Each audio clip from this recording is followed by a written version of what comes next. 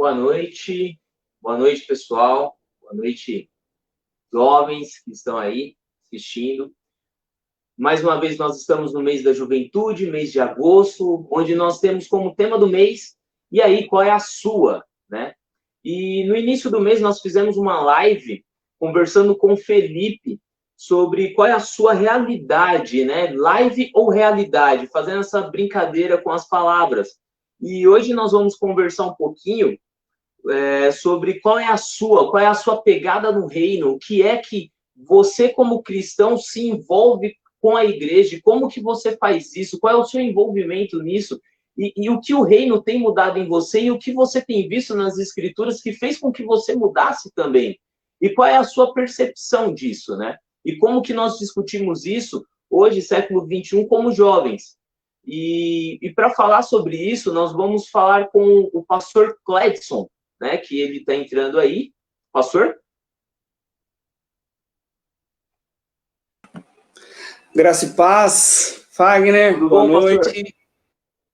Filha, que bênção estar aqui, feliz pelo convite, obrigado pela honra, e que Deus use as nossas vidas para falar com a juventude, com essa geração Z, que tanto questiona, tanto pergunta, Sim. tanta informação que está na mente deles, enfim, que Deus nos instrua aí.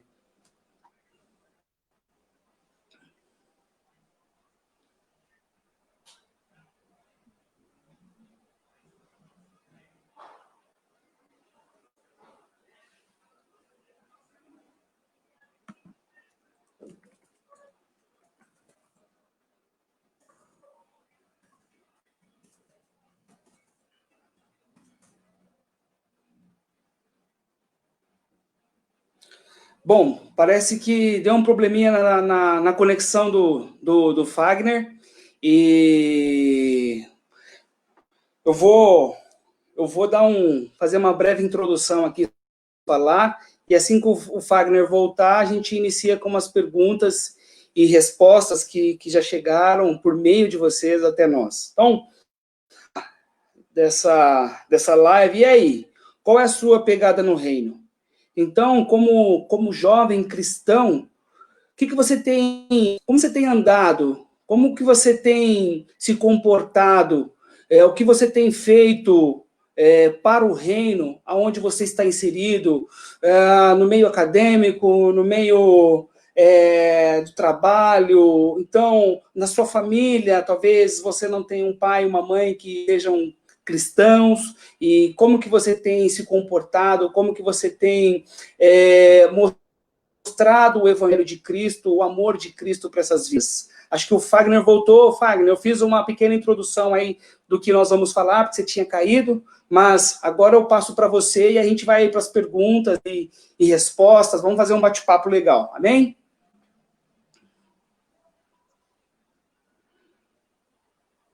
Tá travando um pouco, desculpa. Deixa eu só ver aqui. Eu estou te ouvindo bem, tá, Fagner? Atualizando. Mas vamos lá, pastor. Vamos lá, pastor. Vocês estão me vendo bem? Vamos Sim. Voltar um pouquinho aqui, tá tudo bem? Pastor Cledson, certo? Eu estou aqui com o suporte, eu estou esperando só um retorno dele para saber se está tudo correto, mas vamos seguir. Tecnologia 100%. Pastor, o senhor consegue me falar um pouquinho da sua trajetória jovem, juventude, caminhada cristã? Bom, vamos lá, Fagner. Eu me converti, na verdade, eu já tinha 30 anos, tá? Então, a minha juventude, ela não foi na igreja, inclusive, ela foi um pouquinho de sofrimento, um pouquinho de dor. Eu tinha uma família por trás muito estruturada, mas eu acabei me perdendo com as coisas do mundo. Eu, jovem, sempre busquei trabalhar, estudar, então, desde cedo trabalhando, me formei, tinha um bom emprego, bebida, coisas ilícitas entraram na minha vida e eu acabei me perdendo. Então, eu fiquei aí mais ou menos uns 6 anos da minha vida afundado nessas coisas, essas coisas que o mundo oferece, drogas, enfim. E com 30 anos, Sim. eu conheci o Senhor Jesus. Com 30 anos, me rendi aos pés do Senhor.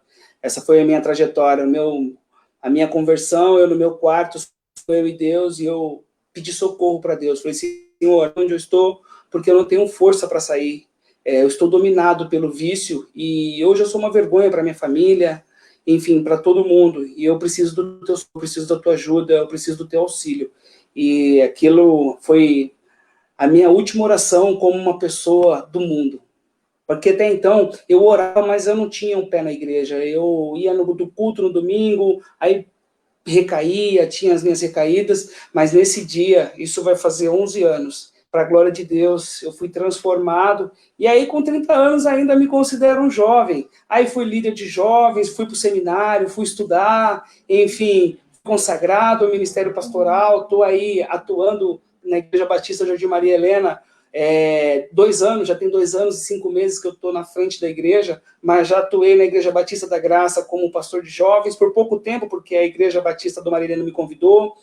Já atuei também na Igreja Batista do Conforto com o pastor Jairo, que é o diretor do seminário, eu fui pastor de casais lá. Enfim, essa é a minha trajetória. Mas a minha adolescência, a minha juventude, eu não conhecia o Senhor.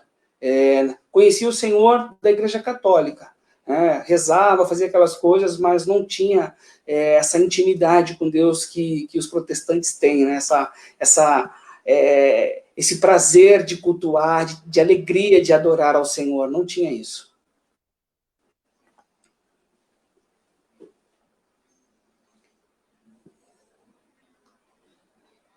Pastor, travou muito, eu estou conversando aqui com o pessoal. Me Certo. desculpa, tá? Imagina.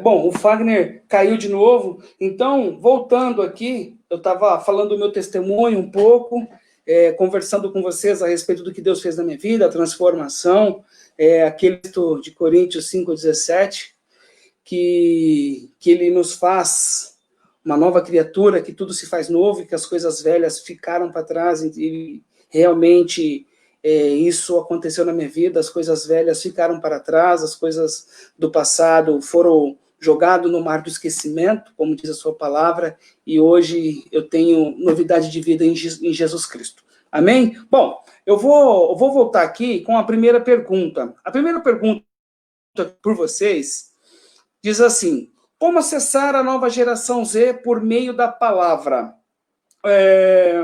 Bom, os adolescentes que compõem a geração Z, elas são conhecidas, são denominadas como nativos digitais, ou seja, é uma geração de tarefas, uma geração imediata, uma geração inovadora, como eu falei no início também, uma geração que é crítica pelo volume de informações que tem. O Fagner, você voltou? Está me ouvindo aí, Fagner? Tranquilo? Voltei, estou ouvindo bem.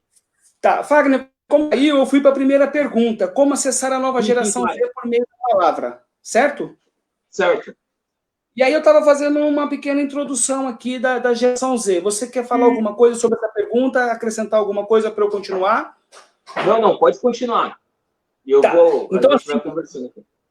Legal. Essa geração ela é capaz de aprender qualquer coisa por meio da tecnologia. Inclusive, eu conheço pessoas que hoje falam e aprenderam pela internet inglês, assistindo vídeos, pegando técnicas de inglês, claro, depois buscaram um aprimoramento, mas aprenderam a falar pela internet. Tem pessoas, hoje tem o IAD, as pessoas se formam pela internet, enfim, então é uma geração conectada, uma geração que a gente chama de nativos digitais. Então, assim, o mundo digital faz parte da sua vida, é algo normal.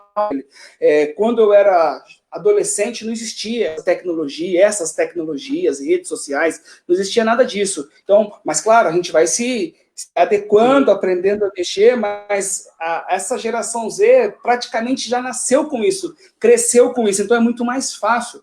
Eu tenho duas pequenas em casa, 16 e uma de 10, e assim, elas têm uma facilidade para mexer com rede social, sabe? Para fazer coisas, para pesquisar, para buscar informação, trabalhos de escola. Então, é uma geração que é autodidata, ela busca essa informação, ela não fica presa. Eu tinha que ir, por exemplo, uma biblioteca para fazer uma pesquisa. Eles vão no Google, buscam toda a informação, pegam um monte de trabalho e leem, baixam livros, enfim, tem muita coisa. Então, eu não consigo desconectar a geração Z com a tecnologia, com as mídias, com as redes sociais, desconectar. Por isso que eu estou fazendo. Como acessar essa nova geração? Como acessar essa geração Z por meio da palavra?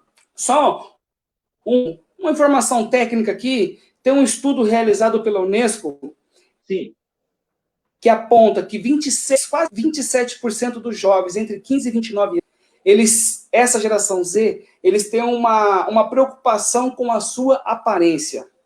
Quase 18% eles têm insegurança pessoal, insegurança social e falta de perspectiva. E o que a gente entende, o que as redes estão fazendo com essa geração? Primeiro, se eu não tiver muitos likes nos meus posts, eu não sou um cara popular, eu não sou uma pessoa popular. Então as pessoas se preocupam muito com isso. Eu preciso ser popular na escola, no colégio, na faculdade, eu preciso ser popular nas redes sociais. Pelo fato de eu poder me esconder atrás de um computador, isso me traz insegurança pessoal. Então, se eu preciso, frente a frente, para colocar uma opinião, para expor a minha opinião, isso acaba gerando uma insegurança pessoal, uma insegurança social por meio de me comunicar com muitas pessoas, de falar no meio de pessoas, e falta de perspectiva. Talvez as pessoas ficam presas nas suas redes sociais. Mas em cima dessa pergunta, e aí eu quero complementar, como atender, como alcançar essa geração Z pela palavra, eu teria uma outra pergunta dentro da... eu faria essa pergunta: aonde eles estão?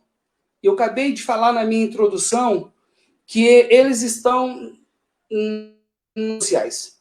Como que eu vou alcançar essa geração Z? Os jovens, os adolescentes, eles estão no mundo da tecnologia. E dessa forma, eu preciso me contextualizar para atender essa demanda. Como? A pandemia, ela acelerou alguns processos para atender essa geração Z. Por exemplo, as lives que nós estamos fazendo, as redes sociais, sabe? Culto transmitido pelo Facebook, culto transmitido pelo YouTube, mas isso não basta. Só isso não basta.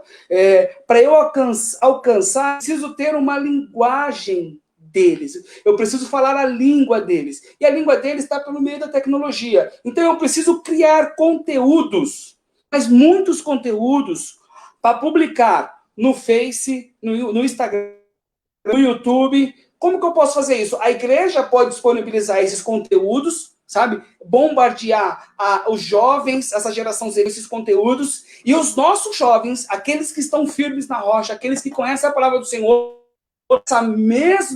esses mesmos conteúdos para também alcançar aqueles que não estão indo para a igreja, aqueles que não conhecem o evangelho. Porque eu vou fazer um culto voltado para a juventude. Como que eu vou alcançar esse jovem? Se eu falar para ele, vamos na igreja, vai ter um culto, talvez ele...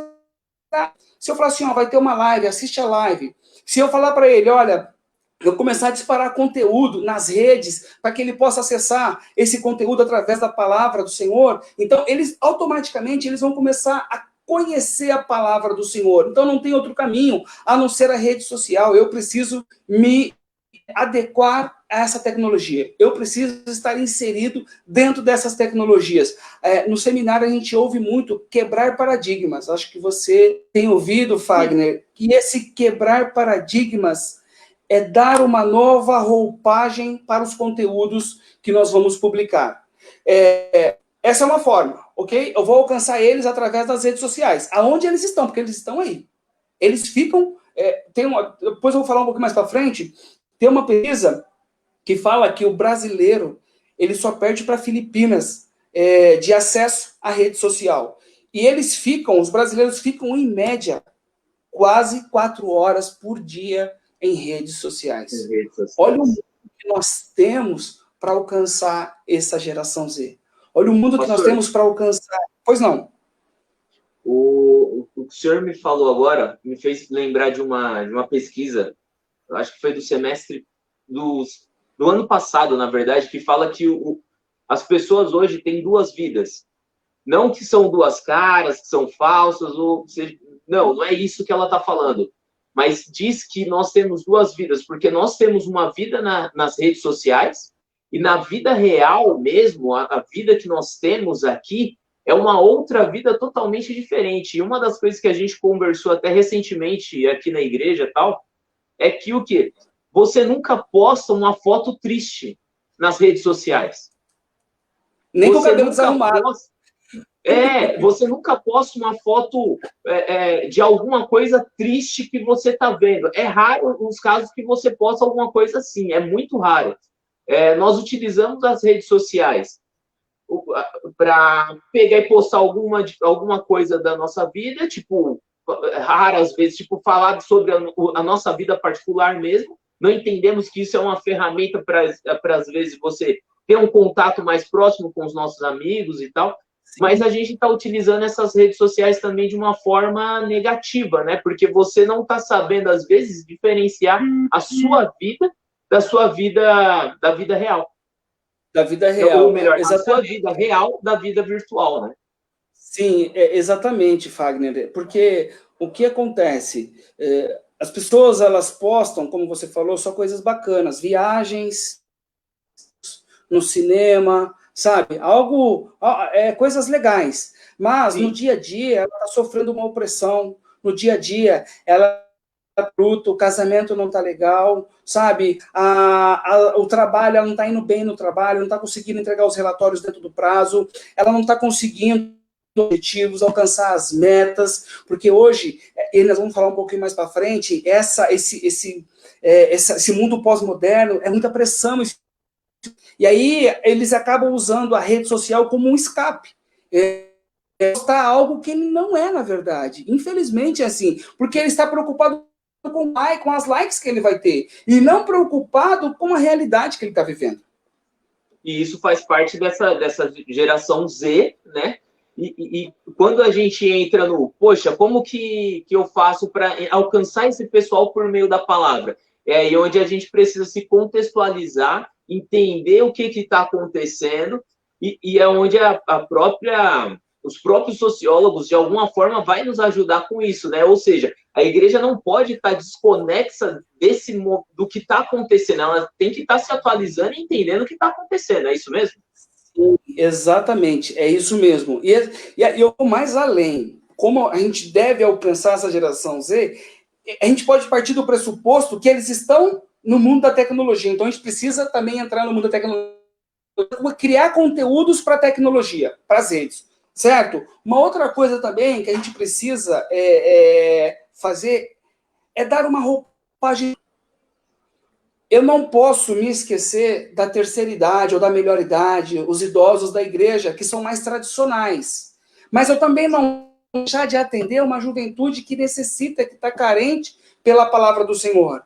E se eu for muito tradicional, eu não estou falando de palavra de Deus, a palavra de Deus, eu vou entrar nisso daí. Se eu for muito tradicional no meu culto, se eu não der uma roupagem nova, sabe, se eu não ter uma iluminação bacana, se eu não tiver bancos bacanas, se eu não, sabe, se o grupo de louvor não estiver conectado com os louvores da atualidade, eu não consigo alcançar essa geração Z. Porque assim, eles ouvem as novidades, eles estão cheios de informações, cheios de coisas novas, e aí a minha igreja não está atualizada, a minha igreja ela continua, sabe, naquela pegada de 2005, de 2010, eu não vou conseguir acompanhar a geração.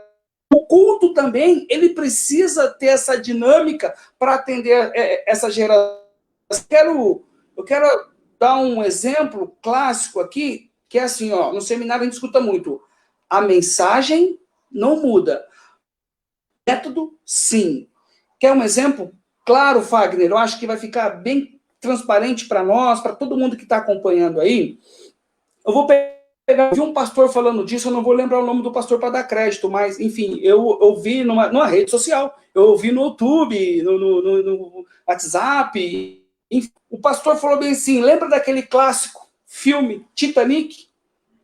Sim. Aquele filme, Titanic, tem um personagem que nos fez pessoas chorarem, um personagem Jack, né? Porque ele morreu no final do culto. Então, quando você pega aquele filme que foi lançado lá atrás, ele saiu do cinema, ele foi lançado em VHS, não existe mais essa tecnologia. E lá no VHS, o Jack morria. Quando passou para o CD, a mensagem do filme era a mesma, o Jack também morria. Quando veio para o DVD, o filme era emocionante, mas o Jack ainda morria. Quando você vai para o Blu-ray, o Jack morria. Quando você vai agora no YouTube assistir o filme, o Jack também morre. Então, assim, a mensagem não mudou, mas a forma que transmite essa mensagem mudou. E é isso que nós, como cristão, precisa entender. Que a mensagem de Cristo é uma só, que ele cura, que ele transforma, que ele perdoa os seus pecados, história, que ele te dá uma nova condição, que ele, sabe, que ele santifica, que o Espírito Santo faz uma obra que transforma o seu comportamento, o seu caráter, as suas atitudes, não muda. Mas como vai chegar essa... Aí sim, sabe, o método que eu vou usar para levar essa mensagem na geração Z, aí sim, aí eu preciso usar YouTube, Facebook, Instagram, bombardear, criar conteúdos para essa galera. Essa galera precisa ser bombardeada pelo Evangelho por meio das redes. O método é outro. O método é... Perfeito, perfeito. Pastor, o senhor acha que a igreja tem se preocupado em entender essas mudanças sociais que têm acontecido? Tá, eu acho assim, depende da liderança, tá? Depende da visão do pastor, depende da visão daqueles que caminham com o pastor. Eu estava lendo uma pesquisa, e nessa pesquisa fala assim, de uma inserção, foi na revista Veja que eu vi essa pesquisa, de 2019, fala de uma inserção dos evangélicos na sociedade, e essa inserção é um tema bastante debatido na sociologia da religião no Brasil. Então, assim, é um tema debatido. Por quê? Na contramão do que se esperaria dos protestantes por ser associado a pessoas conservadoras, defende o direito da família, sabe? A pessoas que pregam contra o pecado. Diferente disso, a gente continua pregando a família. É uma instituição criada por Deus, a gente continua pregando contra o pecado, a gente continua ensinando o evangelho de Deus, mas hoje, da liderança, dependendo do pastor atualizado, daqueles que caminham com o pastor, sabe, está sempre dando um F5 ali para se atualizar, eles entendem muito os direitos humanos, a justiça social, a cidadania, a democracia, se envolve na política, sabe, com forma de opinar, compreender, votar. Então, tudo isso faz parte. Talvez, se a gente falasse em isso há 15 anos atrás, a gente não teria essa percepção. Mas os evangélicos, os protestantes, eles conseguiram se inserir na sociedade, se preocupando com essas mudanças sociais que nós sofremos diariamente, de uma forma a fazer a diferença na sociedade, a trazer, sabe, uma mensagem de Deus para o meio que nós estamos vivendo. Hoje, muitos pastores trabalham fora. Muitos cristãos estão inseridos no ambiente acadêmico. Então, você acaba recebendo muita informação das questões sociais do Brasil. E claro, existem alguns líderes que podem se pautar, principalmente por alguns que estão na mídia, esses pastores famosos, que eles acabam distorcendo essa questão. Eles acabam, sabe, martelando muito uma justiça, sabe, uma lei divina, uma lei a qual Jesus não bateu. Quando a gente olha para Jesus e fala assim, ó, vinde a mim, todos estão cansados e sobrecarregados, ele está falando assim, olha, vocês estão cansados da lei. Eu vou falar um pouco mais pra frente. Vocês estão cansados, sabe, de questões pesadas que os fariseus estão colocando sobre você, mas olha, em mim, vocês vão encontrar descanso. Vem até mim que eu vou dar alívio para vocês. Então, eu creio que os evangélicos eles estão preocupados, sim, em entender as mudanças sociais e estão buscando ferramentas para ajudar nessas mudanças, para compor essas mudanças. Certo? Certo, certo. Com tudo isso, tipo, a gente vê esse movimento social, os evangélicos se mobilizando também para poder compor essa mudança, como o senhor mesmo acabou de dizer, né? A gente vê também várias outras informações, um excesso de informação não só sobre a geração Z, que nós citamos lá atrás, né, logo no início, mas sobre a sociedade em que vivemos. Existe um excesso de informação. E esse excesso de informação, o que você acha em relação à produtividade? Tem sido bom, produtivo para a igreja? Tem sido negativo? O que você pensa sobre isso? Tá, então, devido a esse volume de informações, você acha que tem afetado a produtividade da geração Z, tanto na igreja como a sua vida secular, como um todo, é isso, não é? Tá. Isso. Eu concordo em partes, tá? Eu acho que na vida secular, na vida secular, sim, de tanta ação que ele recebe, ele consegue ter uma dinâmica mais agressiva na sua vida secular. Por exemplo, a geração Z, ela é uma geração de multitarefas, ou seja, imediatistas. Então, eles conseguem realizar muitas coisas ao mesmo tempo. Ao mesmo tempo, se você pegar pessoas da geração Z, ele não vai ter dificuldade de trabalhar, de fazer relatório e ouvir música, ou ouvir uma mensagem, ou estar ouvindo louvor. Então, ao mesmo tempo que ele está trabalhando, ele está conseguindo, ele está podendo adorar a Deus. Ele não vai ficar cantando lá no serviço dele, né? Não vamos chamar ele de maluco. Mas ele está em espírito, sabe, adorando o Senhor. Então, essa geração Z, ela tem essa capacidade de multitarefas. Ele consegue trabalhar e ouvir ao mesmo tempo, por causa da facilidade que ele tem com a tecnologia. Então, eu concordo da vida fora da igreja. Eu acho que a tecnologia, o volume de informação está fazendo os nossos jovens mais produtivos, eles estão mais preparados no sentido de informação. Então, quando eles sentam, mesmo que seja um estagiário, eles sentam para almoçar, sei lá, com um gerente, a linguagem, ele consegue acompanhar o raciocínio do gerente pelo volume de informações que ele tem. Antes, meio que, sabe, inconcebível numa companhia, um gerente sentar com um estagiário, eles não se misturavam. Porque estagiário é estagiário, ele não vai, sabe, às vezes não batem, agora não. Devido ao volume de informações, eles conseguem se conectar, conseguem falar e ter a mesma linguagem. Tá tudo certo aí? Tá tudo certo? Eu tô escutando um... Deixa eu ver se é o meu... Não é o meu fone, não. Parou. Não. Parou. Bom, então, continuando, eu acho que na vida secular, sim, as informações têm ajudado muito os nossos jovens. Agora, fora da igreja, em contrapartida, eles têm deixado a desejar. Em qual sentido? A vida secular, esse volume de informações, as redes sociais, consumido tanto o tempo dos nossos jovens, que eles não têm tempo para ter comunhão na igreja.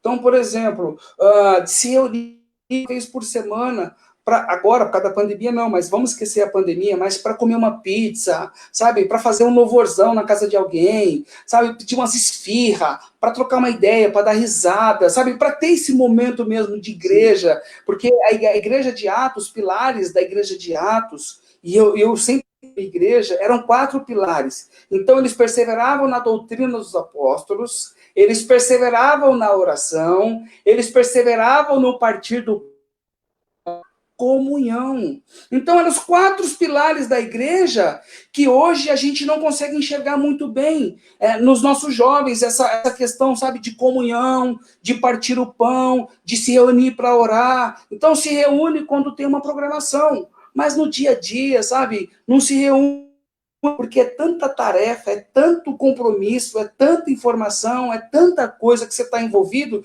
que você não tem tempo para comunhão, você não tem tempo para devoção, você não tem tempo para parar e falar com Deus, porque você já acorda, você tem que se arrumar, você vai pegar trânsito, você vai pegar trem lotado, metrô lotado, sabe? Você tem horário para chegar aos metas, objetivos, tem um monte de coisa para fazer, e a sua vida espiritual, como é que está? Então, eles acabam roubando esse mundo de muitas informações, acaba roubando o tempo dos nossos jovens, dessa geração Z, de se envolver com as coisas de Deus. Isso que eu falei aqui em partes. No mundo lá fora, bacana, essas informações são maravilhosas. Mas se ele souber, no mundo eclesiástico, no mundo da igreja, essas informações também são bênção, porque hoje ele tem um mundo na palma da mão. Ele pode fazer uma hermenêutica, uma exegese de um texto simples, ele vai lá e pega um comentário bíblico muito bom no Google. Então, se ele soubesse usar isso... O Google hoje é uma das coisas que os professores sempre falam no seminário, que a gente precisa tomar cuidado com o Google. Porque ao mesmo tempo que ele te passa um monte de informação boa, né, diversas informações boas, ele ao mesmo tempo está te passando um monte de informações que são incoerentes com o próprio texto. Desinformação, então, né? Oi? Desinformação, né? Sim. E é um excesso de informação de novo, né? A gente passa por esse excesso de informação.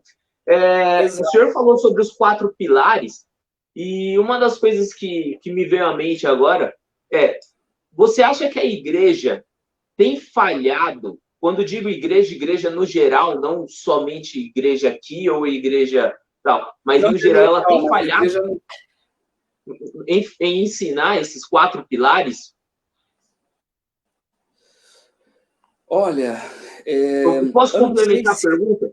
ela tem Pode. falhado em ensinar esses 4 pilares, ou as pessoas não têm entendido os 4 pilares?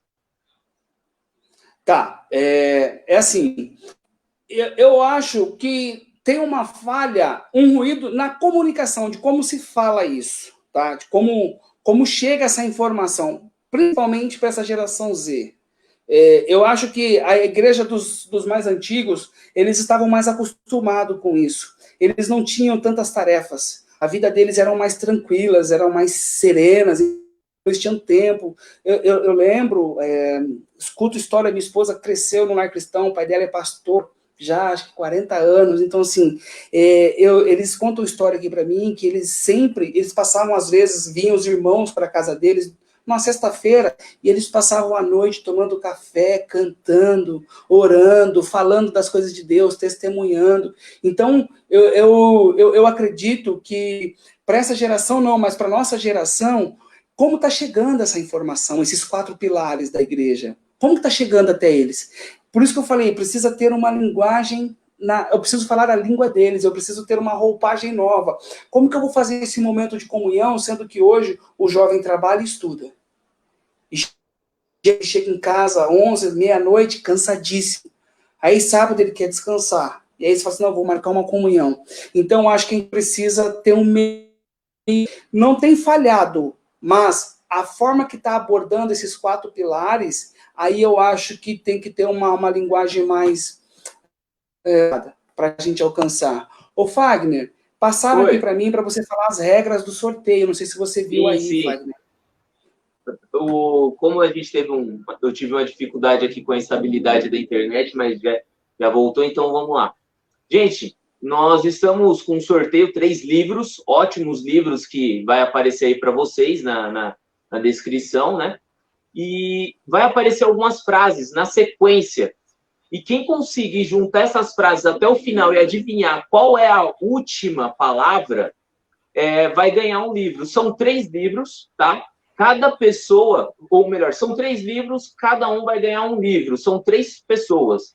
As 3 primeiras que conseguirem adivinhar a frase completa vai ganhar um livro. Tá ok? Maravilha. Aí, ó, gente, vai ter sorteio, vai ter livros. Que bênção, hein? São livros bons, viu? Se eu pudesse, eu participaria desse sorteio. Maravilha. Mas vamos lá, Fagner. A gente tinha falado, a gente estava na informação aí, se esse volume de informações tem atrapalhado. Eu falei em partes, eu acho que no meio... Sim, porque atualiza muito jovem, porém, esse jovem, para a igreja, ele atualiza de forma errada. Ele tem buscado coisas que não fazem nosso contexto de vida cristã. Tá certo? Certo. Pastor, as nossas igrejas têm preparado os jovens para a vida acadêmica? Por que eu te faço essa pergunta? Hoje eu fico observando, não só hoje, mas muitos jovens, quando vão para a vida acadêmica, para o seminário não, vão para a faculdade, né? Eles se desconectam da igreja. Eles, às vezes, saem da igreja, seguem um outro rumo, e isso não é algo que você vê só na igreja aqui ou ali, mas em diversas igrejas e vários líderes questionam a mesma coisa. Isso é uma falha da igreja? Bom, sim. Por quê? Eu vou argumentar agora. Por quê? Porque nós precisamos olhar com muito mais atenção, com muito mais cuidado, com muito mais carinho, essa demanda da igreja. O jovem do passado, ele não ia para a faculdade. O jovem de hoje, ele acaba o colégio, automaticamente ele entra na faculdade. E aí, se você não preparar esse jovem para ele ser um agente transformador lá no meio acadêmico, ele acaba se corrompendo com as coisas que oferecem para ele lá. Sim. E aí, eu até preguei esse texto, Romanos 12, 1, 2, acho que o pastor Cristiano também pregou aí esse mês na igreja, E esse texto é fantástico para a gente abordar isso, porque diz assim: portanto, irmãos, rogo pelas misericórdias de Deus, ofereçam em sacrifício vivo, santo e agradável a Deus. Este é o culto racional de vocês. Aí lá no versículo 2 assim, ó, não se amoldem ao padrão deste mundo, mas transforme-se pela renovação da sua mente, para que sejam capazes de experimentar e comprovar a boa, agradável e perfeita vontade de Deus. O pastor que tá cuidando de jovens, que está cuidando dessa geração Z, é falar que existe dois lados do evangelho. O lado da fé, que é essencial do cristão, e o lado do comportamento, que é essencial para mostrar que você foi transformado por Jesus Cristo. Mostrar que você é uma nova criatura, para mostrar que você não pega a forma deste mundo.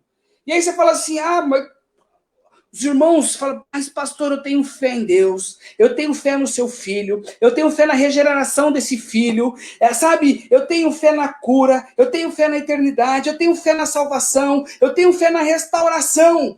Porém, quando a gente olha para o comportamento dele não condiz com essa fé.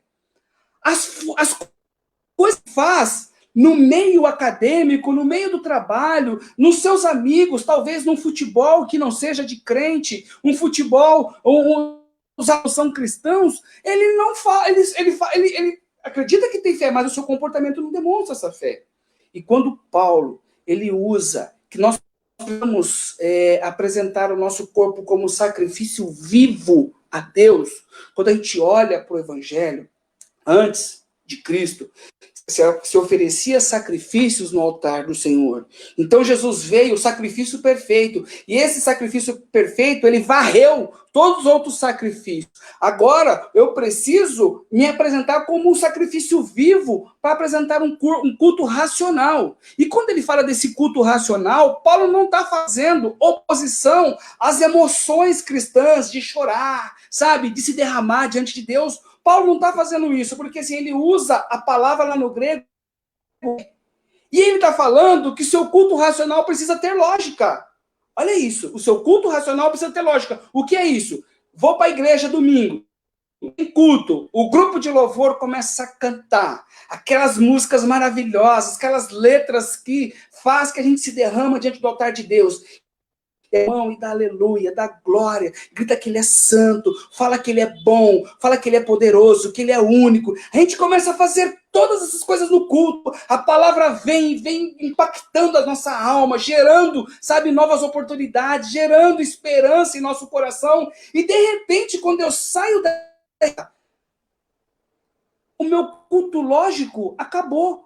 Porque eu só me derramei lá no culto, no meio da multidão. Mas quando eu chego em casa, eu começo a brigar com a minha mãe, a discutir com o meu irmão, eu começo a falar palavrão, aonde eu estou inserido lá no meio acadêmico, eu começo a ter comportamentos, os caras vão pro barzinho, vamos tomar vai pro barzinho, e acaba tomando uma cerveja, tomando um negócio, sabe, as menininhas estão tudo ali, aí você também quer se envolver para pegar as menininhas, mas cadê aquele culto racional que você está apresentando? Cadê aquela lógica? Então você não pode ter incoerência, você tem que ser uma pessoa coerente. Aquilo que você faz na reunião eclesiástica, aquilo que você faz dentro da igreja, com seus irmãos, com o pastor, você está fazendo para os irmãos olhar?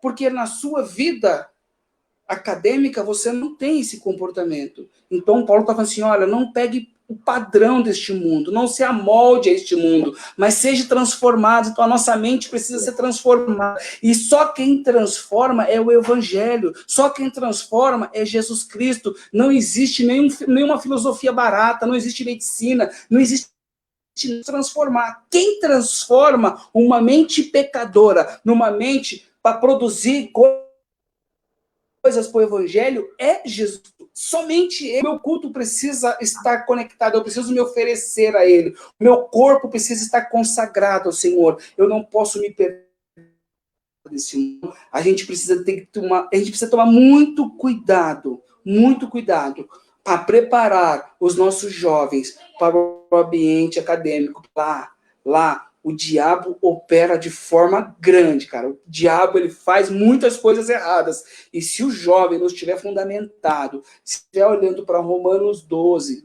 versículo 1 e 2, ele vai tomar forma das coisas da faculdade. Ele vai tomar forma nas suas atitudes no meio acadêmico. E que a gente sabe, o meio acadêmico que eles mais pregam lá, sabe? Bom, por aí vai. Essas coisas. E isso não é um problema só na academia, né? Mas isso também a gente percebe que acontece nos happy hours dos trabalhos.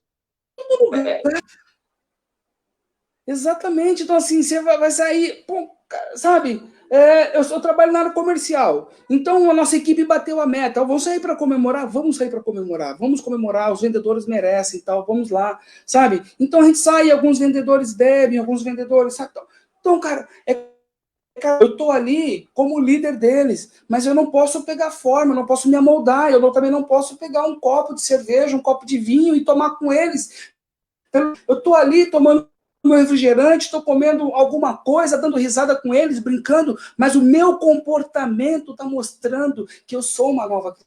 O comportamento está falando que eu amo Jesus Cristo. Então, a gente precisa preparar os nossos jovens para eles serem agentes transformadores e não serem transformados, pegarem forma deste mundo. Aí eu concordo, a gente precisa ajudar os nossos jovens. Sim.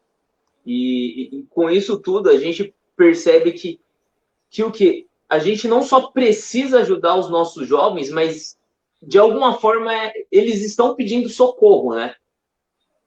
Você vê tudo isso acontecendo, tipo assim, vem me ajuda, por favor. Eu estou procurando em outros meios aquilo que eu não posso encontrar, que eu só posso encontrar em Jesus, e eu estou indo para lá e eu estou procurando.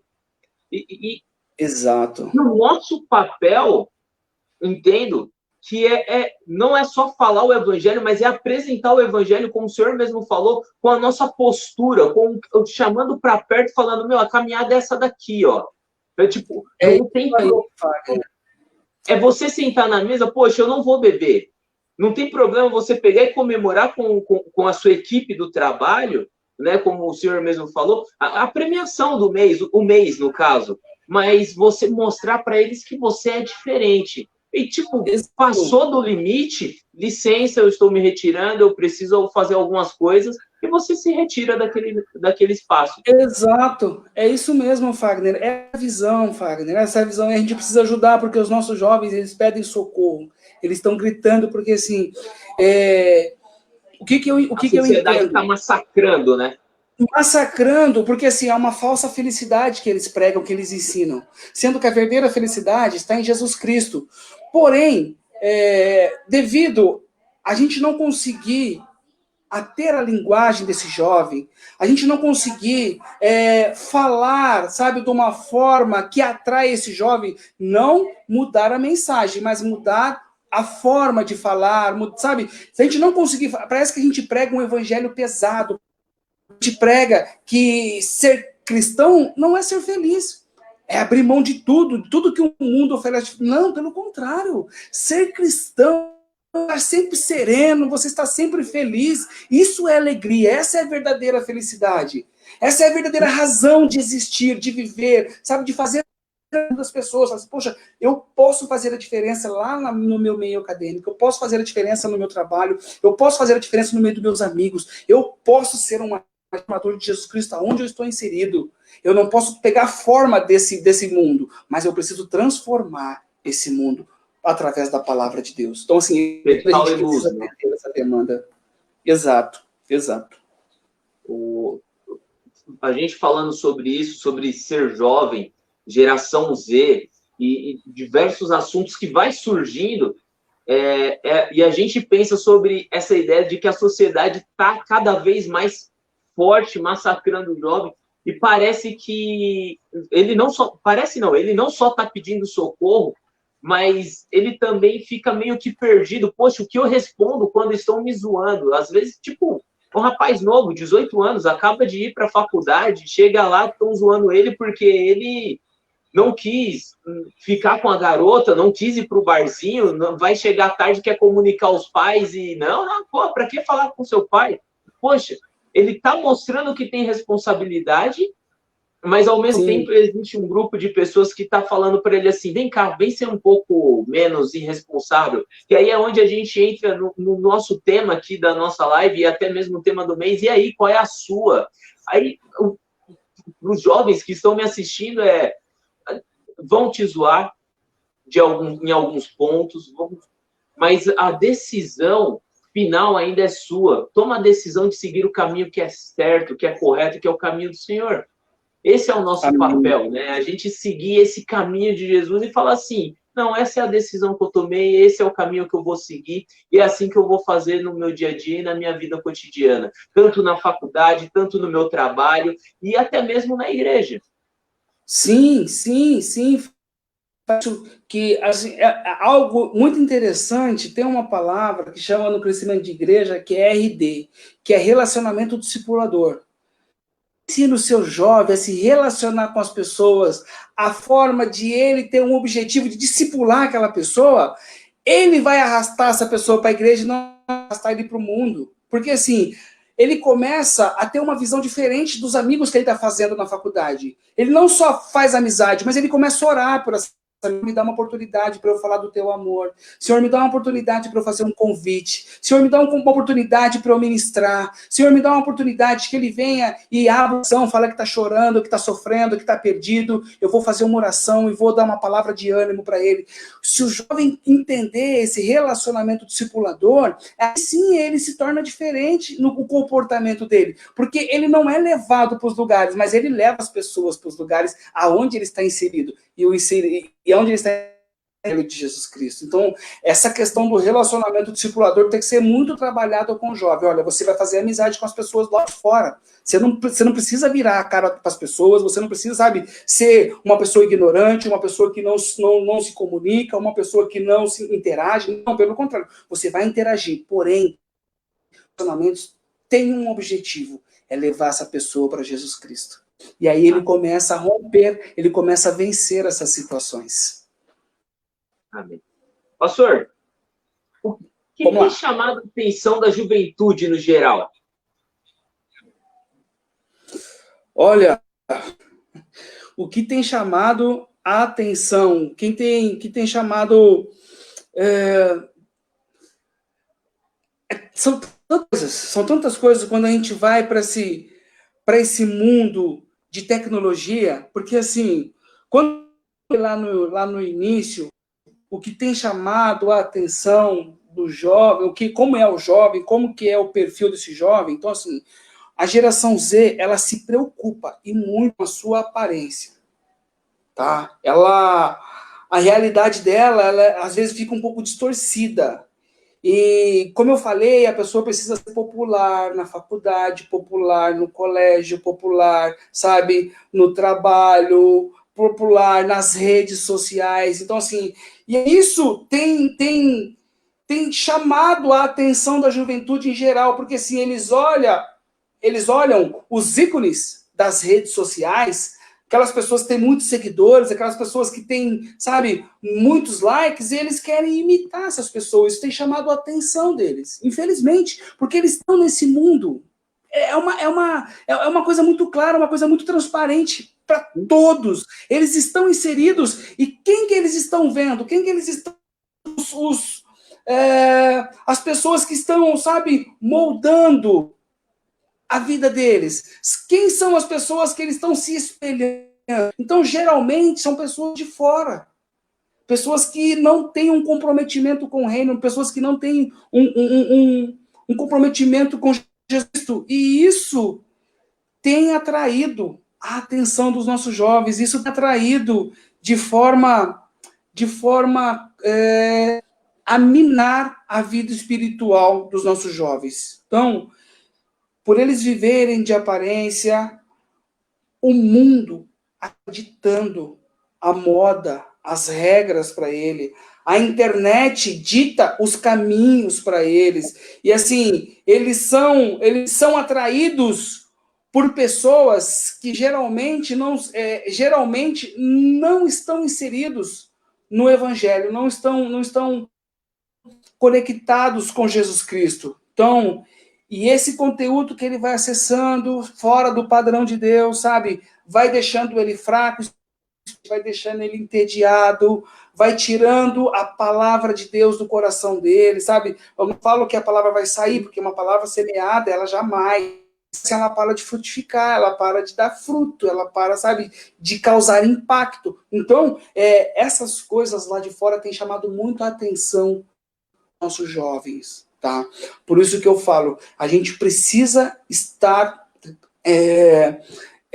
de alguma forma, encontrando esses jovens nessas redes, nesse mundo virtual, e atendendo a demanda deles, sabe? Para que eles tenham um conteúdo cristão na mente deles, na sua vida, na sua rotina. Eu acho que é isso. As redes sociais, os youtubers têm chamado muito a atenção dos nossos jovens, têm tirado a atenção deles. Volta de novo naquilo, né? É o excesso de informação, ou nem excesso, são muitas informações, e dentro dessas informações a gente tem os youtubers, o pessoal que posta alguns textos e fala, é assim que eu penso mesmo, e é isso que a gente vai encontrando. Sim. E esses jovens, até mesmo, tipo, não vou dizer literalmente eu, mas eu, tipo, observo, porque eu faço parte dessa juventude, né? E tenho acesso a essas informações. Por exemplo, uma vez me pegaram lendo um texto, nem me pegaram lendo um texto, tipo, eu estava lendo um texto que não era de um autor cristão, não era nada, e me questionaram, poxa, mas você lê textos de autores que não são cristãos? Sim, com certeza. Na verdade, eu preciso saber o que é que os jovens escutam, o que a galera está ouvindo, o que é que está sendo tocado, por que estão criticando a música tal, por que estão criticando o autor tal, o cantor, o compositor, o que é que está acontecendo? A igreja está aqui, mas ela não pode estar ausente das coisas que estão acontecendo, porque se ela faz isso, ela perde o acesso com esse jovem, né? Ela tem como acessar, ela tem como ter contato com esse jovem, ela vai perder o contato com esse jovem se ela pegar e se separar dessas coisas. Então, ela precisa não se misturar, mas entender o que está acontecendo, correto? Sim, exatamente. E tem eu vou até um pouco mais profundo, né, nessa questão, quando a gente fala do mundo gospel. Esse mundo gospel, pregadores gospel, eles têm ensinado um evangelho, e esse evangelho não tem comprometimento com vida santa. Esse evangelho não tem comprometimento com o reino de Deus. Então, assim, é um evangelho só de alívio. É um evangelho de Deus, sabe? Olha, você é a coroa da criação de Deus. Olha, você é o centro de Jesus que eu escutei esses dias. Eu ia citar esse centro aí agora. Então, assim, até isso... de Deus. Exatamente. Fala que Jesus é o centro do evangelho, mas que você é o centro de Jesus. Aí, então, assim, sabe... Você começa, o que os nossos jovens... E assim, esse pregador, não vou falar o nome aqui, cara, ele tem muitos seguidores. Ele bomba nas redes sociais. Entendeu? O cara é grande aí no YouTube, sabe? Nas redes. E os nossos jovens acabam acessando isso. E eu vou falar, os nossos jovens gostam disso. Por quê? Porque eles não querem esse comprometimento. Eles não querem ter uma vida regrada, sabe? Uma vida separada do mundo, uma vida transformada pelo Evangelho. Eles querem uma vida atendendo às suas necessidades e ponto. E é isso que as pessoas estão vendendo. Que Jesus atende todas as suas necessidades. E não é assim, não funciona assim. Sim. Olhar para isso é pensar. Se você fizer o cálculo, mais ou menos a cada 3 meses surge um pregador nessa modalidade, nessa mesma modalidade que o senhor está falando.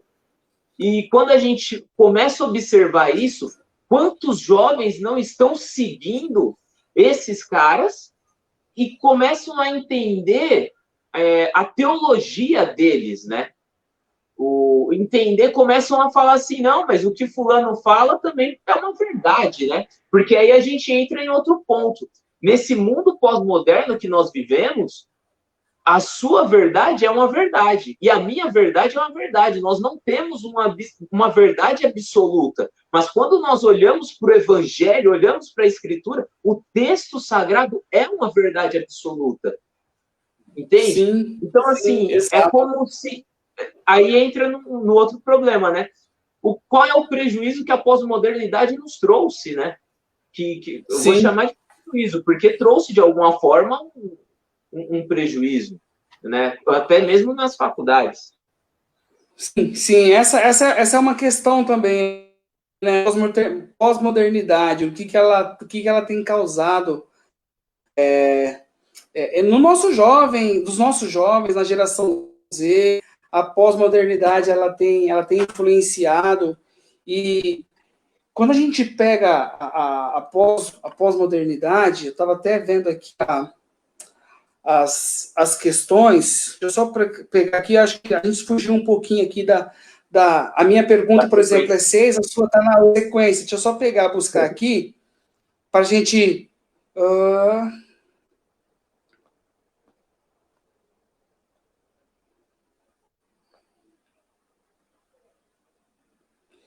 quais os pontos negativos? Já foi. Aqui. Só um minutinho que eu estou encontrando aqui. Tem tanta coisa que a gente anota, que a E vai gente, que a abordando, gente vai anotando, né? estuda, vai anotando, vai anotando. Aqui é uma pergunta que eu gostaria. Acho que é a última pergunta que veio para mim é 13. Mas eu A gente, não para mim sumiu essa pergunta aqui que a gente estava no esboço. Uma pergunta. ó, no nosso esboço tá 6. Tá como 6. Tá 6? Tá, deixa eu Isso. ver aqui. Quais os pontos negativos e positivos que a pós trouxe para essa juventude cristã? Obrigado, obrigado. Bom, os pontos negativos. Vamos lá. Uma vida agitada ao extremo. Volume de informações na palma da mão. Mas, de que forma essas informações são usadas? Lembra que a gente acabou de falar? O Google é uma excelente ferramenta, mas como que eu uso o Google?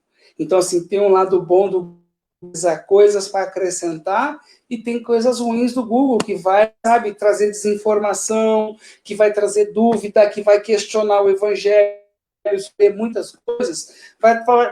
Uma vez eu escutei assim, olha, você vai para o seminário? Eu falei, eu vou para o seminário. Ixi, mas no seminário eles questionam tantas coisas, perder a fé. Olha o que eu ouvi.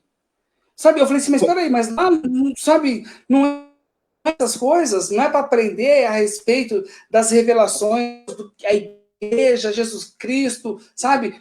Então, olha essas coisas. E pesquisando no Google sobre seminários, sobre essas coisas, a gente precisa tomar um certo cuidado, porque o mundo pós-moderno tem isolado pessoas.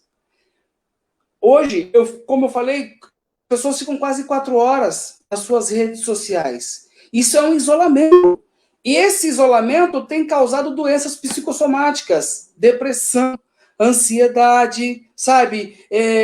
Vida agitada ao extremo, cobrança. Então, olha o que a pós-modernidade nos trouxe. Junto com a pós-modernidade, e aí, se a gente pegar a pós-modernidade recente, moderna, tem as redes sociais. Se eu pegar a pós-modernidade na sabe, da cadeia produtiva. Então, hoje, todos, sem exceção, você vai para o mercado de trabalho, você cobrar resultado. Se você trouxe resultado, parabéns, bacana, você está almejando uma promoção. Não traz o resultado para você ver, sabe, as palavras negativas que você vai escutar da liderança, das pessoas que trabalham para você, ou com você. A modernidade, ela coloca um jugo pesado sobre os pais, sobre os filhos, sobre as famílias, porque são tantas coisas, tantas regras, tantas situações, sabe? Tanta informação, E isso vai cansando as pessoas, vai trazendo frustração, vai trazendo irritação, vai trazendo a depressão, como eu falei, a ansiedade, pensamentos turbulentos. Ficamos assombrados diante de tantos problemas, porque a pós-modernidade nos traz muitos problemas, muitas coisas. Se a gente pegar, no ano de 2018, eu fiz uma pesquisa, e a gente estava com recessão, o nosso PIB tinha crescido 1,5%, se eu não me engano, 2%. O nosso PIB tinha crescido, enquanto o mercado farmacêutico, e principalmente aqueles que trazem medicações com terapias para depressão, para ansiedade, eles cresceram 19%. No mesmo ano, como o país cresce 1,5% e um setor desse PIB cresce 18% a 20%, porque eles estavam vendendo muito remédio. O mundo, a pós-modernidade traz doenças, traz situações, sabe? O meu pai fala, meu pai já tem 73 anos, o meu pai fala dessa loucura de São Paulo. Fala assim, como que vocês conseguem viver? Hoje ele está aposentado, está no interior. Então, como que você consegue viver em São Paulo? Você tem trânsito, sabe? Você tem cobrança, você tem que deixar as filhas na escola, você pega trânsito para deixar as filhas na escola, você pega trânsito para chegar na sua empresa, chega lá, você tem que conectar, você tem que ter um monte de e-mail, responder esses monte de e-mail, sabe? São tantas pós-modernidade que colocou sobre nós que a gente acaba ficando doente, que a gente acaba ficando, sabe, numa situação totalmente depressiva. Agora, e isso tem afetado a nossa juventude, né? Tem afetado muito a nossa juventude, sabe por quê? A nossa juventude, quando ela entra, na verdade, assim, ela chega por nós pais. Você é pai, Fagner? Então, não, por nós não. pais... Próximo ano, se Deus quiser. Amém. Então, os pais cobram, desde de 10 anos, 11 anos, você já é cobrado. Olha, você não faz mais nada, você só estuda. Então, você precisa tirar nota. Olha, eu pago uma escola cara para você, você precisa tirar nota. Olha, eu pago o inglês, mas você não está se desenvolvendo no inglês. Olha, eu estou pagando um curso para você, mas você não está se desenvolvendo. Então, desde pequenininho, você já é cobrado. Quando você vai para um colégio técnico, você é cobrado para fazer coisas, trabalhos e trabalhos e trabalhos, seminários. É trabalho em cima de trabalho, livro em cima de livro para você ler. Você vai para o mercado de trabalho, aí você já começa a entender como funciona o mundo corporativo, que é só cobrança. Como eu falo, se você traz resultado, você é bom funcionário. Se você não traz resultado, você é uma pessoa descartável. A nos trouxe isso. Ela colocou isso sobre nós, sabe? Enquanto pessoas lá atrás trabalhavam nas suas fazendas, plantando, sabe? Hoje a dinâmica ela é muito agressiva em cima da geração Z, não só a geração Z, uma geração para frente também aí, sabe, pessoas de 40 anos para baixo, sabe, 45, já pegou esse volume de informações, então há uma cobrança em excesso sobre essas pessoas. Esses são os pontos negativos do mundo pós-moderno. Do mundo negativos. E os pontos positivos, né? Desse mundo atual. Os pontos positivos é que você tem mais facilidade na informação, como eu falei. Quando eu estava no colégio, quinta, sexta série, os professores passavam trabalho para nós, dessa fase, Fagner. Eu, para fazer pesquisa, eu tinha que reunir com os meus amigos e ir para a biblioteca, olha isso. Eu ia para a biblioteca, pegava vários, tirava xerox desses livros. Hoje não. Se você quer um livro, você quer uma informação do livro, você tira uma foto e já manda pelo WhatsApp para um colega seu, não, a gente tirava xerox, aí a gente ia fazer resumo daquele trabalho, ia fazer a capa e tal, tudo escrito à mão, tudo à mão, entendeu? Agora, isso era uma dificuldade que a gente tinha lá atrás, a pós-modernidade, com a tecnologia, hoje eu não preciso ir na biblioteca, no Google. Hoje, eu vou lá, pego no Google todo o conteúdo e já compartilho com o meu grupo. Ó, já fiz as pesquisas, agora vamos ler e fazer o resumo. Hoje eu digito o trabalho, entendeu? Hoje você manda o trabalho por e-mail, professor, ou se for uma plataforma do Classroom, como as escolas hoje estão estudando, aí você manda lá Classroom. Hoje eu vejo minhas filhas aqui, elas entram na aula às 7 horas da manhã e saem quase meio-dia da aula. Aí elas saem da aula, terminam o material ali e já tira a foto. Elas pegam o celular dela, tira a foto da apostila, sabe? E já dispara para o professor já recebe a informação, olha, ela já fez o trabalho, ela já fez a lição de casa, já fez tudo. Então, assim, a pós-modernidade tem esses pontos positivos, né? Porque, assim, há um acesso de informação, uma facilidade de se comunicar que eu não tinha quando eu era jovem, quando eu era adolescente, sabe? Hoje, Outras coisas. Desculpa, pode falar.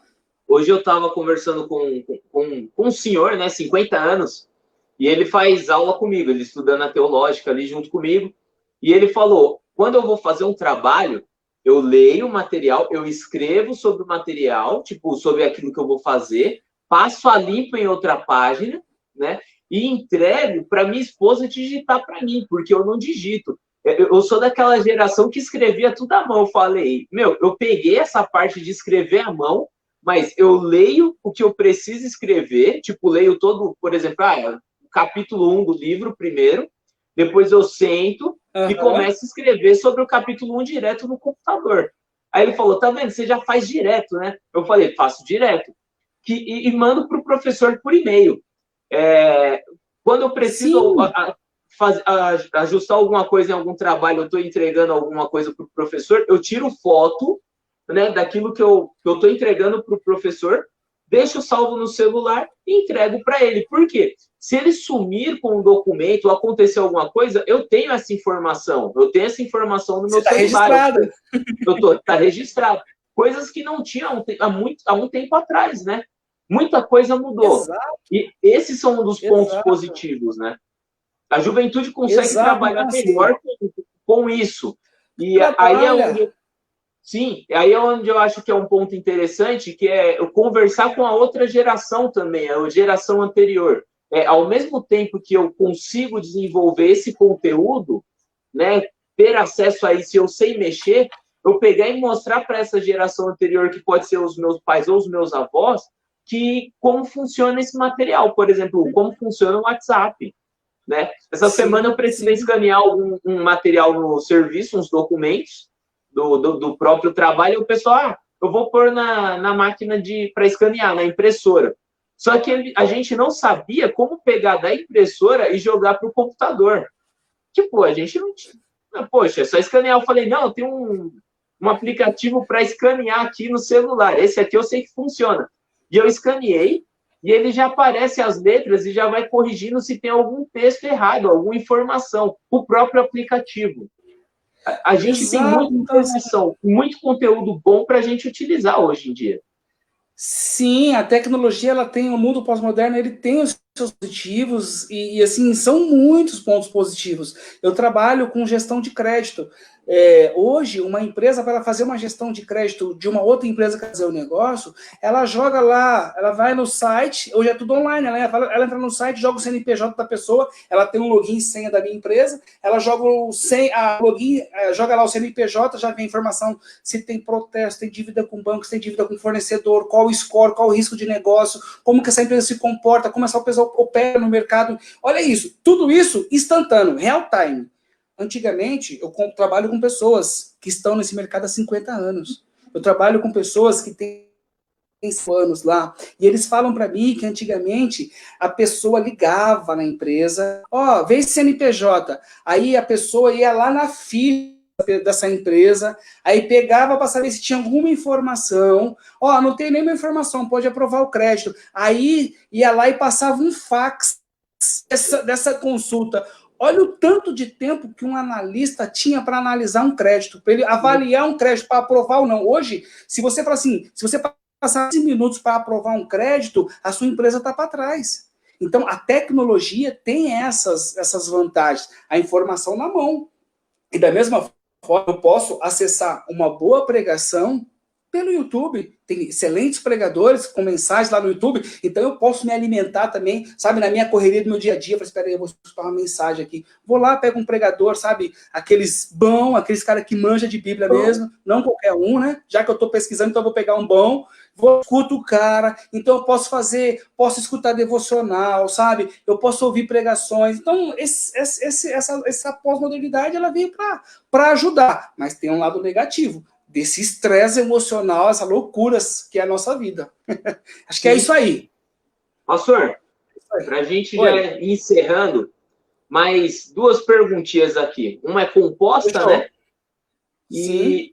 as duas são: é possível, a gente falando de jovens, já falamos de faculdade, geração Z, tecnologia, todo esse tipo de informação, é possível um namoro sem sexo? Sim. Sim, não tenho dúvidas. Paulo, ele nos dá algumas instruções, mas tem um texto que é 1 Coríntios, capítulo 10, versículo 13. Não sobreveio a vocês tentação que não fosse comum aos homens. E Deus é fiel. Ele não permitirá que vocês sejam tentados além do que podem suportar.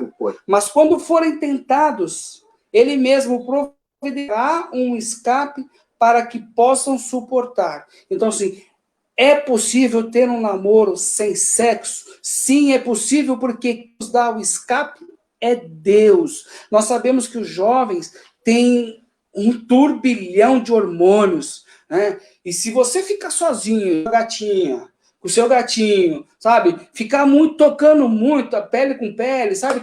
Cara, você está propício a cair, a pecar. Mas se você vigiar nessa área, se você ter um namoro, sabe, com temor, um namoro santo, um namoro saudável, sabe, envolvido com a família, com as pessoas, com os irmãos da igreja, cara, claro que é possível suportar. Porque quando vira a tentação, Deus fala que Ele providencia o escape.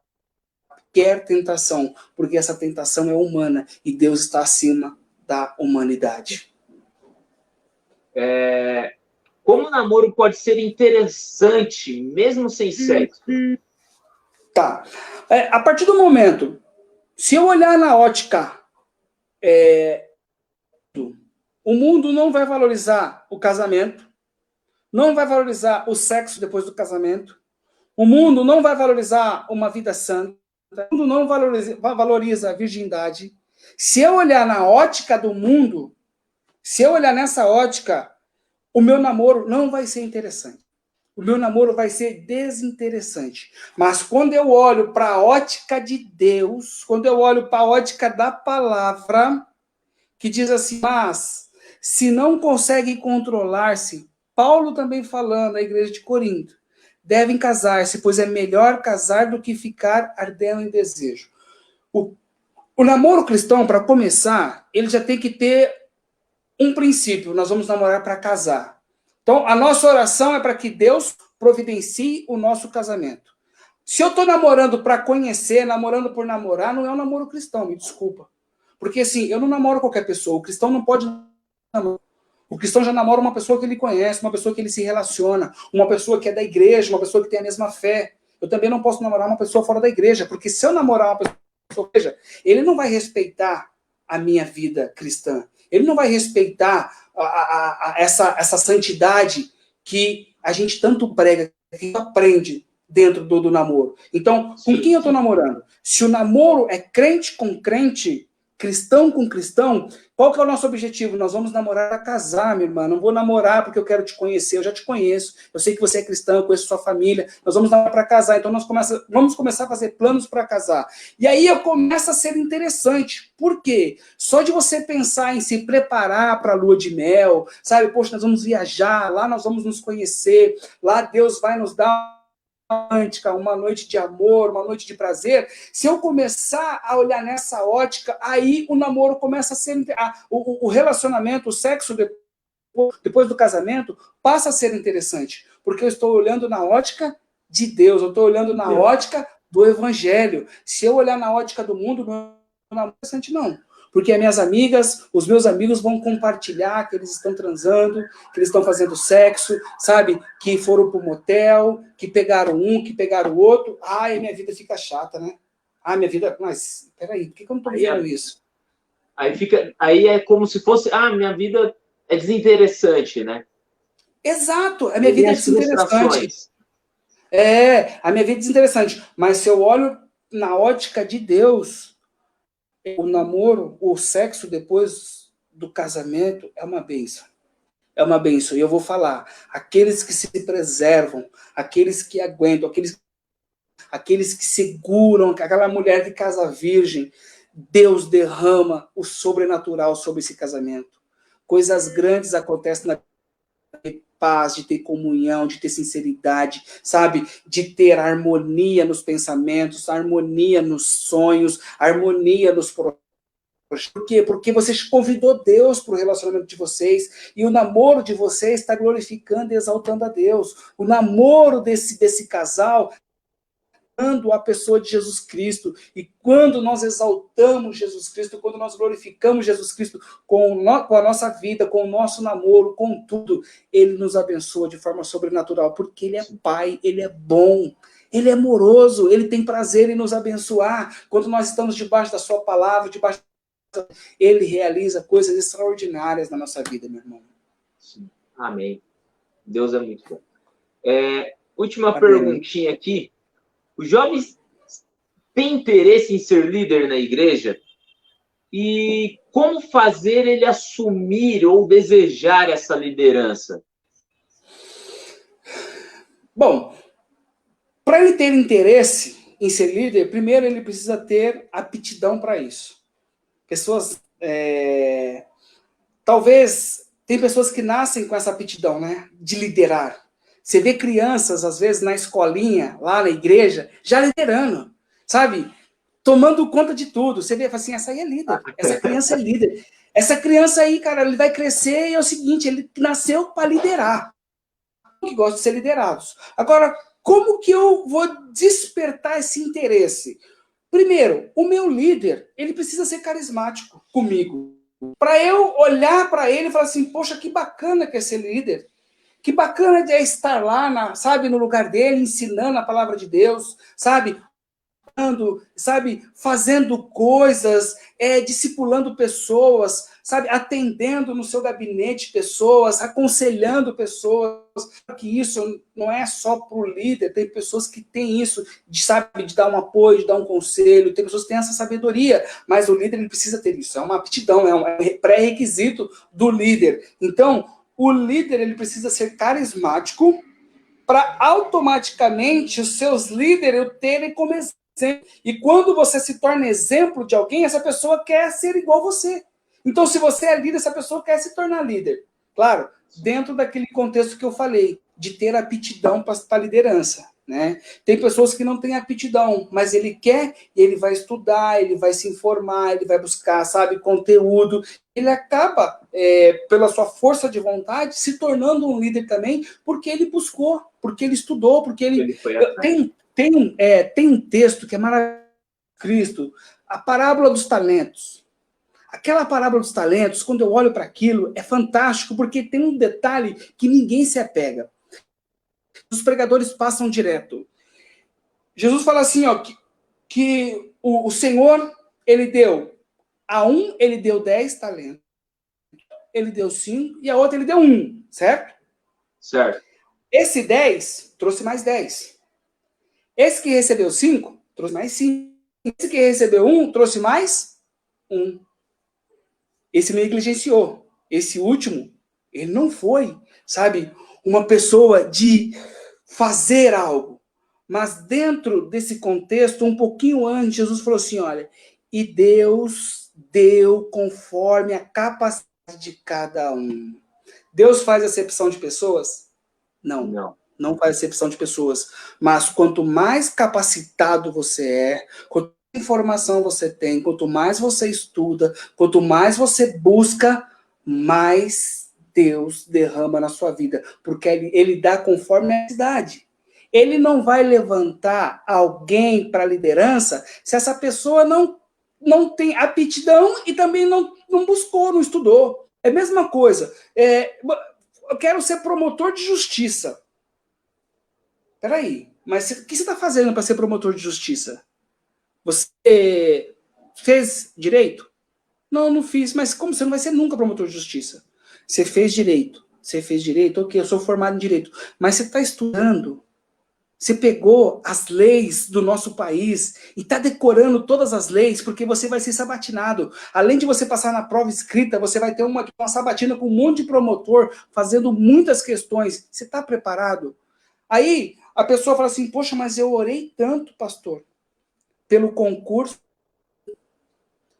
Mas você orou, mas você buscou informação, você buscou fazer, então Deus dá capacidade.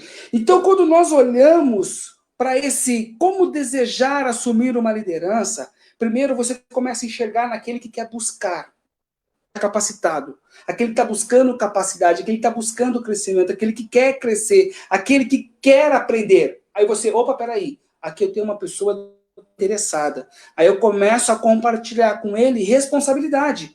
Então eu começo a desenvolver a liderança.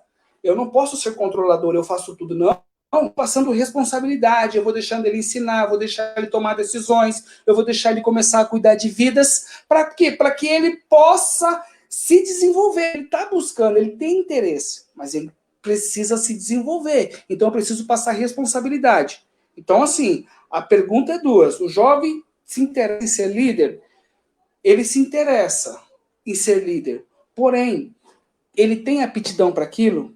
Outra coisa, ele tem buscado conteúdo, ele tem estudado para assumir essa liderança? Então, são muitas coisas que vai influenciando para você formar um líder. A outra coisa é o líder estar atento ao seu redor. Então, é você enxergar pessoas com habilidades, com dons diferentes. Habilidades incomuns, pessoas que têm uma facilidade de se comunicar, uma pessoa que tem facilidade de organizar, pessoa que tem facilidade com a oratória. Então você começa a olhar para essas pessoas, opa, esse é um futuro líder. São habilidades óbvias de um futuro líder, de uma pessoa que vai estar na frente de um trabalho, ou dos jovens, ou dos adolescentes, ou das crianças, ou como pastor da igreja, não sei. Então, assim, e você enxerga e você vai levar o desafio, cara, eu te vejo como um líder, você precisa se preparar, você precisa ir para o seminário, ou você então vai fazer uma PEC para você criança, ou você precisa, sabe, fazer alguma coisa. E aí ele fala assim, mas eu não sou, eu sou desqualificado para isso, eu tenho algumas pessoas que têm isso, né? Eu não sou bom para essa função. E aí cabe o líder desenvolver, sabe, criar um atrito, criar um atrito dessa pessoa e falar assim, não, peraí, eu tenho capacidade sim. Peraí, eu estou vendo que eu não tenho, mas eu tenho, meu líder está vendo, as pessoas estão vendo isso em mim. Ultimamente, o que nós temos feito, principalmente com os nossos jovens? Eu acredito muito em investir em pessoas, Fagner. Nós precisamos investir em pessoas. Eu tenho investido muito nos jovens da nossa igreja, porque é o futuro. E a Bíblia fala assim, jovens, sois fortes, ou seja, você tem força física, você é dinâmico, você tem, sabe, força para realizar. E eu tenho desenvolvido na nossa juventude, eu tenho buscado treinamentos e cursos para tudo. Por rede social hoje, eu peguei uma jovem, o nome dela é Michele. Ela não gosta de falar em público, ela não gosta de cuidar, de ensinar, ela não gosta de pregar, ela não gosta de trazer uma devocional. Não, ela tem timidez com isso. É fio dela, eu não posso mudar isso nela. Só Deus. Se Deus for lá e fazer um milagre, Deus fez. Agora, ela tem uma capacidade com tecnologia. Aí eu falei assim, a gente está precisando de alguém que cuide das redes sociais da igreja. Lembra que eu falei de atender essa geração Z? Sim, vamos pagar um curso. Buscamos um curso e estamos pagando o curso para cuidar do Facebook e do YouTube. Não está do jeito que a gente quer ainda. Não está. Só que ela já está estudando, ela já está pegando informação, ela está aprendendo coisa nova, ela compartilha, eu aprendi isso, aprendi aquilo, assim, ela já está mexendo com CorelDRAW, com Photoshop, com artes, para ela cuidar da parte visual da igreja, e ela ama isso. Então, assim, eu preciso também entender e colocar as pessoas para fazer aquilo que ela é capaz. Porque se eu falar assim, Michele, eu acho que você vai ser uma boa professora de criança, ela não vai de criança. Ela vai ser frustrada nesse ministério. Mas você colocou ela diante daquilo que ela conhece, né?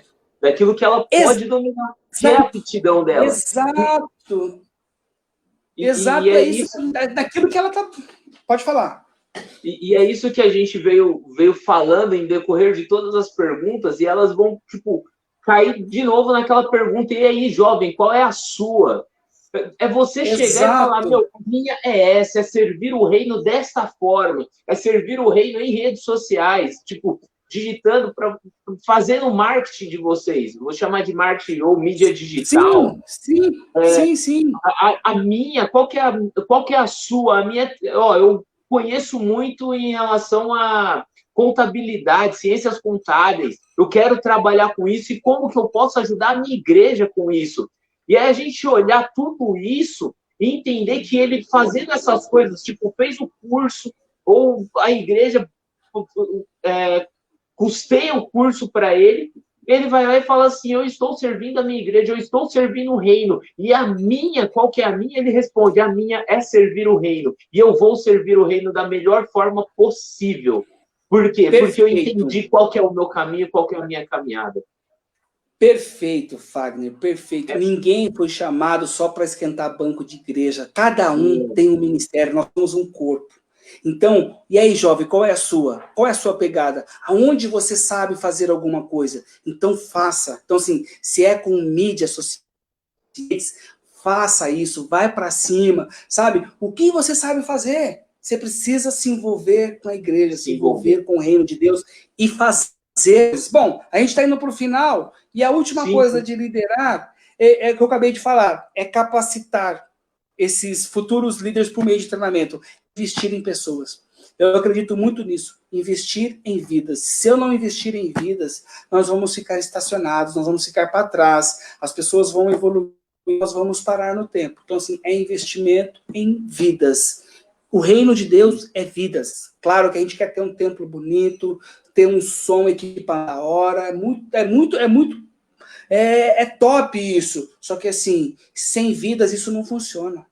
Primeira coisa é vidas, precisa ter vida. Então, qual é a sua? Aonde você se encaixa? O que você pode fazer para o reino? O que você pode trabalhar? Onde você pode, sabe, se realizar alguma coisa para Jesus? Se envolva, vai lá e faz isso. Acho que é isso, Fagner.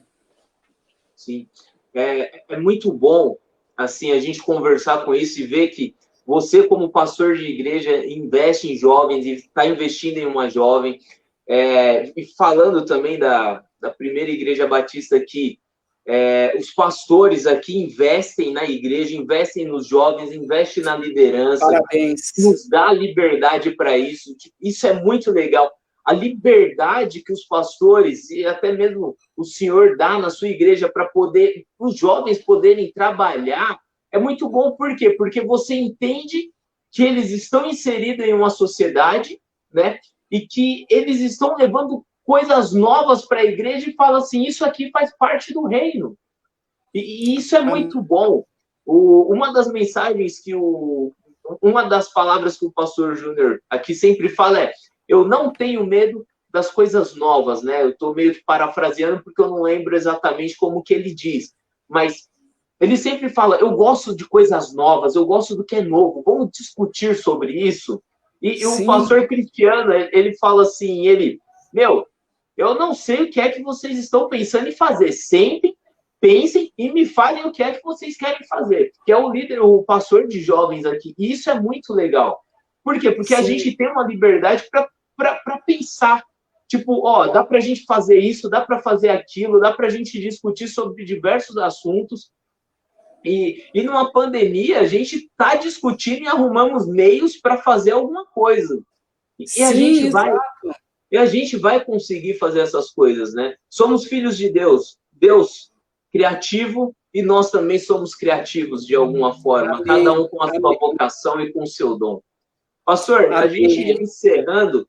O senhor gostaria de falar mais alguma coisa?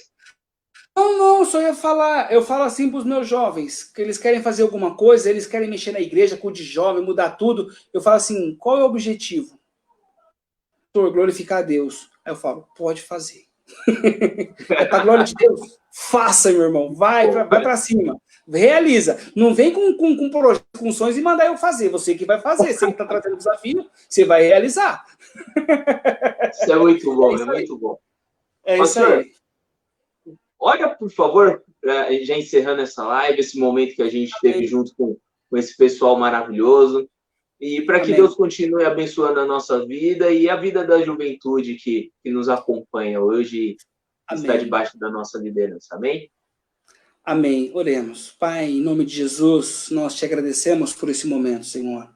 Um momento precioso para a geração Z, Senhor. Um momento de aprendizado, Senhor, um momento de desafio, um momento de questionarmos, e aí? Qual é o que nós vamos fazer? O que estamos realizando? Um momento de nos posicionarmos, Senhor, nesse mundo perdido e pecaminoso, um momento de sermos agentes transformadores, ó Pai, de levar a Tua palavra, Senhor, de ensinar, Senhor, o evangelho da graça, de ensinar que o Teu amor transforma, que o amor muda, que o Teu amor, ó Deus, ele traz impacto diretamente em nossa alma, Senhor. Parabéns, dança ao pastor Cristiano, ao irmão Fagner, por todo esse trabalho. Cada semana teve um desafio do mês da Juventude Batista. Então, eu agradeço pela vida da liderança, eu agradeço, Senhor, por todos os jovens da PIB de Jandira, e peço que o Senhor derrame graça sobre a vida deles. Que o Senhor instrua na sua verdade, que o Senhor os capacite, que eles se encontrem no teu reino para fazer algo para ti, Senhor. Desafiados todos os dias, ó Pai, a viver uma vida de glorificação, de exaltação a Ti, ó Deus. Que o Senhor possa suprir as suas necessidades, as suas faltas, possa vir de encontro aos seus anseios, às suas limitações, tudo aquilo que nos impede, Senhor, na nossa força física, na nossa capacidade intelectual de realizar, ó Deus, de realizar alguma coisa para Ti, mas que Teu Santo Espírito possa ministrar poderosamente sobre a vida de cada um, instruindo, dando estratégia, sabedoria, dando inteligência espiritual, para que eles possam avançar como igreja, avançar, Senhor, na região de Jandira, Itapevi, Barueri, regiões que cercam essa cidade, Pai. É em nome de Jesus que nós oramos e agradecemos. Amém. E amém. Amém. Muito obrigado, pastor. Muito obrigado, pessoal. É muito bom a gente falar sobre isso, sobre juventude. E que vocês tenham uma boa noite e um bom domingo. Amanhã nós temos culto. E que Deus abençoe vocês. Amém? Tchau, tchau, galera. Amém. Abraço. Fiquem na paz.